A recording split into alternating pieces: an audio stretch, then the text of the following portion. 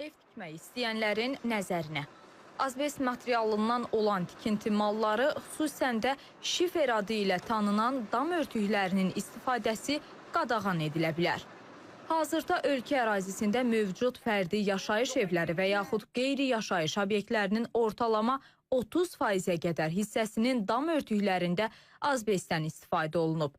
Tikinti bazarına baş çəkib məsələ ilə bağlı sorğu apardıq. Satıcılar deyirlər ki, 10-20 il əvvələ nisbətən azbestdən olan materialların alıcısı çox azdır. Səbəblər müxtəlifdir. Zamana bu dərsində bunun tavarını verir çox gözəl olduğu üçün, ona görə çox adam üstünlüyü buna verir. Bu baha gəlir də.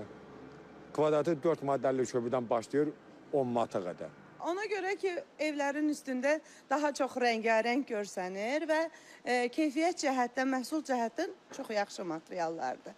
Hansı ki, bunlar dəmirdən istifadə olunur, ancaq azbest dəmirdən istifadə olunmur. Təhlükəsi bunun daha azdır da, qırılma ehtimalı daha azdır. Satıcılar onu da bildirdilər ki, ev tikən vətəndaşların çoxu azbestin sağlamlıq üçün zərərli olduğunu bilir. Elə qadağanın əsas səbəbi də budur.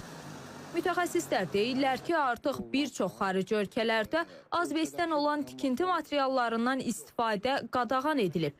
Onların fikrincə, əgər ölkəmizdə bu qadağa tətbiq olunarsa, dəmir və yaxud digər tikinti materiallarına tələbatın artması gözlənilir. Bu isə qiymətlərdə də artımlara yol açır. Tikinti materialların qiymətlərində artımlar olursa, bu mayə dəyəri təsir edərək onun satış qiymətlərində də öz təsirini göstərər. Əgər bu tip dam örtüklərində dəyişikliklər olarsa və bir mənalı dəmir və yaxud digər dam örtüklərinin istifadə olunarsa, onların qiymətlərinin artması təbii ki, tikinti mayə dəyərini artıraraq satış qiymətlərində də cüzi artımlarla nəticələnə bilər. Azbestin sağlamlığa təsirinə gəlincə, bu maddənin liflərinin nəfəs yollarına daxil olması müxtəlif xəstəliklərin, o cümlədən ağciyər xəstəliklərinin yaranma riskini artırır.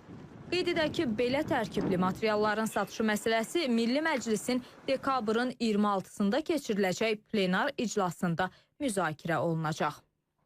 Ləman Abbaslı, Rüfət Əliyev, İTV.